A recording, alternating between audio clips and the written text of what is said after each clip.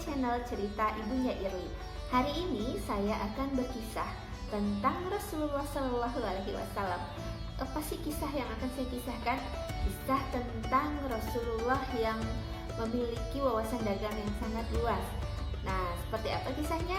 Yuk kita dengerin sama-sama yuk. Muhammad kini menjadi seorang pedagang yang berwawasan luas. Awalnya, beliau merintis pengalaman dagangnya di Mekah, lokasi tepatnya di Pasar Ukad. Setelah itu, Muhammad terbiasa berdagang keluar Mekah. Beliau telah melakukan perjalanan dagang ke berbagai kota. Robi bin Badar pernah melakukan kerjasama dengan Muhammad. Hal ini tercatat dalam suatu riwayat. Suatu ketika mereka bertemu kembali.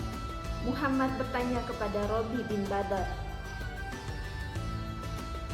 "Apakah Anda mengenaliku?" Robi bin Badar menjawab, "Kau pernah menjadi mitraku.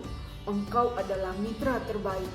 Engkau tidak pernah menipuku dan tidak berselisih denganku." Pengetahuan yang luas juga membuat Muhammad disukai pemimpin kabilah. Imam Ahmad pernah meriwayatkan bahwa suatu ketika Muhammad menemui Al-Asad. Dia adalah pemimpin salah satu kabilah dari Bahrain. Dari sekadar obrolan ringan tentang orang-orang terkemuka, Al-Asad begitu kagum dengan wawasan Muhammad yang luas. Muhammad begitu percaya diri saat menyinggung kota-kota perdagangan di Bahrain. Kota-kota ini meliputi Sofa, Musyaqqar, dan Hijaz. Muhammad pun berhasil membuat kekaguman Al-Asad memuncak.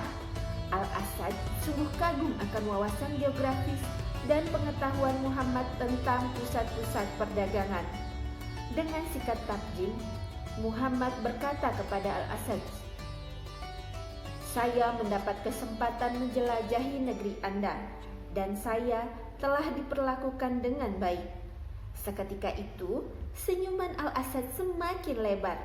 Dia tahu orang yang di depannya ini bukan sekedar pedagang dari Mekah. Beliau adalah sosok istimewa dengan sifat dan kemampuan yang istimewa pula. Dari riwayat di atas, tergambar betapa luasnya wawasan dagang Muhammad.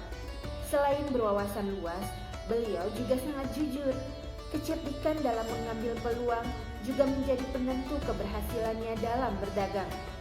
Berbagai keutamaan yang ada pada dirinya membuat beliau begitu terkenal. Begitu banyak pemilik modal yang ingin bekerja sama dengan beliau. Mereka berlomba-lomba untuk menjadi mitra bisnisnya. Para pemilik modal begitu percaya kepada Muhammad. Hal itu tergambar dari kata-kata yang disampaikan oleh salah seorang pemilik modal kaya di Mekah. "Aku memilihmu untuk menjual barang daganganku. Aku sangat percaya kepadamu. Aku akan memberimu upah yang lebih besar daripada yang diberikan orang lain kepadamu." Nah teman-teman, seperti itu tuh kisah dari Rasulullah SAW dalam berdagang. Yang perlu kita garis bawahi dari kisah ini adalah bagaimana Rasulullah SAW membangun kepercayaan orang lain terhadap dirinya. Nah, kalau dalam dunia perdagangan ada yang namanya personal branding atau biasa disebut juga sesuatu yang dikenal orang dari diri kita. Nah, kita mau dikenal sebagai apa itu tergantung kita. Kalau kita mau dikenal sebagai orang jahat, silahkan saja, tetapi nggak ada gunanya. Nah, ketika kita membangun integritas diri kita, kemudian membangun image positif dari diri kita, maka kebaikan dan hal-hal positiflah yang akan datang, seperti Rasulullah. Nah, kalau juga ada yang bingung nih sekarang, mau branding dulu, apa mau selling dulu? Kalau saya dari kisah ini bisa diambil hikmah bahwa Rasulullah membangun image positif dulu, membangun integritas dirinya dulu, membangun kepercayaan orang dulu, baru selling. Nah teman-teman yang penasaran seperti apa sih kisah berikutnya dari Rasulullah tentang berdagang ini?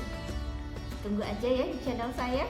Oke, thank you banget dari Permen. Bye-bye dari NC. Assalamualaikum dari Raihan.